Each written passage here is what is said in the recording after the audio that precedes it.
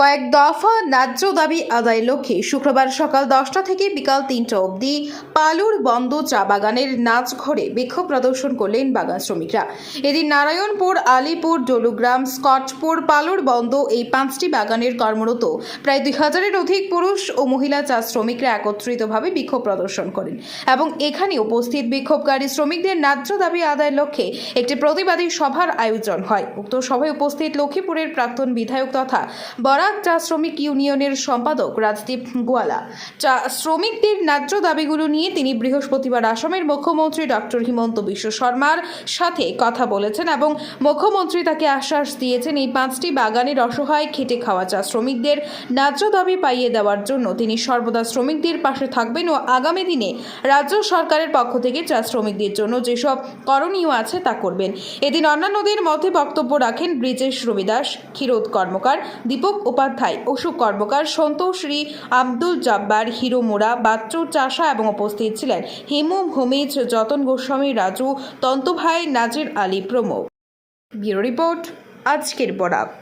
পালুর বন্ধের বাগানের মালিক শ্রমিকদের ন্যায্য প্রাপ্য উনি দিতে চাইছেন না, ভাগাভাগি করছেন।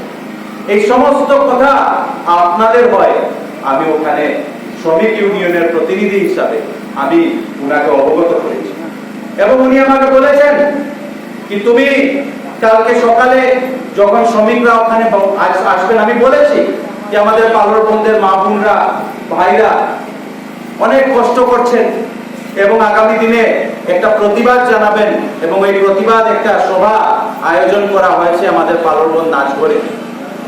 উনি আমাকে বলেছেন যে তুমি ওখানে গিয়ে তুমি আমার বার্তা ওনাদেরকে এসে পৌঁছে দেও এবং ওনার বার্তা ছিল কি আপনারা কোনো ভয় পাবেন না, আপনাদের সাথে মাননীয় মুখ্যমন্ত্রী উনার আশীর্বাদ আছে শ্রমিকদের সাথে।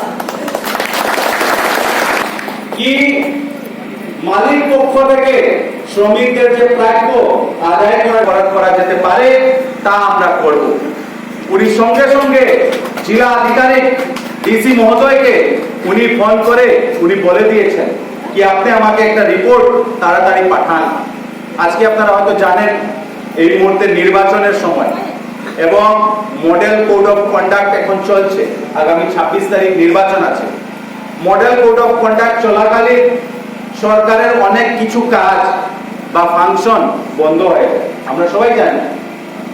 ওই কারণে উনি বলেছেন আর জেলা আধিকারিককে, ডিসি মহোদয়কে কি আপনারা অত্যন্ত কম সময়ে আমাকে রিপোর্ট পাঠান এবং এই মালিক পক্ষের বিরুদ্ধে যা ব্যবস্থা করতে লাগে আইনি দিক দিয়ে যেভাবে। আপনারা দেখছেন আজকের Barak, a house of digital media.